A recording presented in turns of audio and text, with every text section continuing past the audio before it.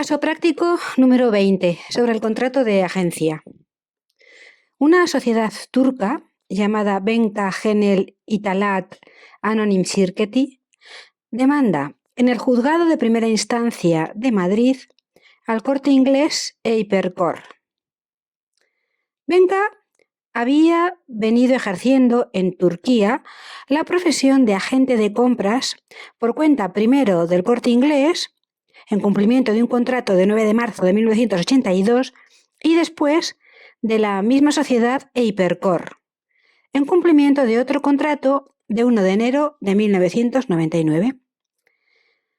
La duración de este último contrato, que había producido una mera modificación del anterior, fue establecida por las contratantes en 1 año prorrogable, con posibilidad de denuncia con preaviso de 60 días. Las demandadas denunciaron el contrato del 3 de junio de 2002 y, ante su reclamación de una mayor precisión, fijaron la fecha de extinción de la relación contractual en el 14 de octubre del mismo año. En consecuencia, las empresas españolas no habían respetado el plazo de preaviso mínimo establecido imperativamente en los artículos 3 y 25 de la Ley de Contrato de Agencia.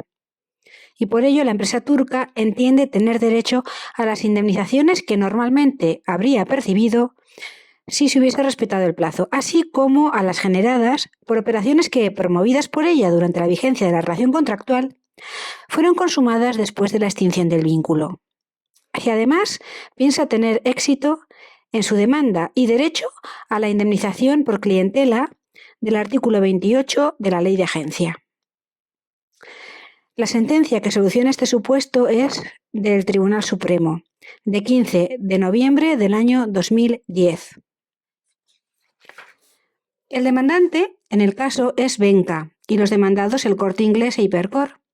Lo que pide el demandante es la declaración del incumplimiento del deber de preaviso del artículo 25 de la Ley de Agencia y además unas indemnizaciones. Primero, por daños y perjuicios por el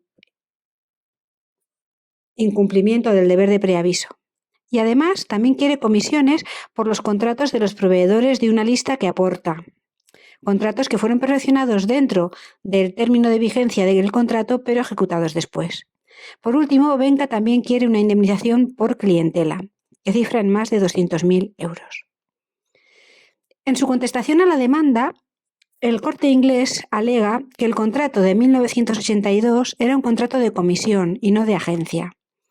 En 1999, dice el Corte Inglés, se firmó un contrato nuevo y distinto.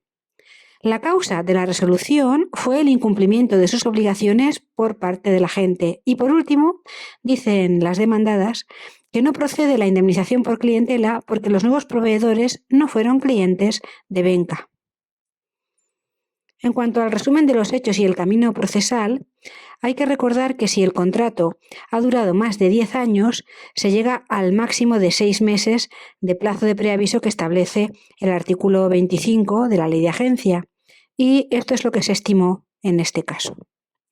Por ello, en primera instancia, se estima parcialmente la demanda. El juez entiende que sí que hay un incumplimiento del deber de preaviso del artículo 25 y que, por lo tanto, Banca tiene derecho a unas comisiones que consisten en 96.000 euros que tiene que pagar el Corte Inglés y 16.000 que tiene que pagar Hipercor. En segunda instancia, la sentencia aún es más favorable a Banca, amplía la indemnización de daños y además le concede la indemnización por clientela. El Corte Inglés, según la audiencia, tiene que pagar más de 34.000 euros. Hipercor 281. Las normas más importantes que se mencionan en este supuesto son el artículo 25 de la Ley de Agencia, la disposición adicional segunda de la misma ley, los artículos 32 y 33 del Código de Comercio, el artículo 398 de la Ley de Enjuiciamiento Civil y también el artículo 28 de la Ley de Agencia.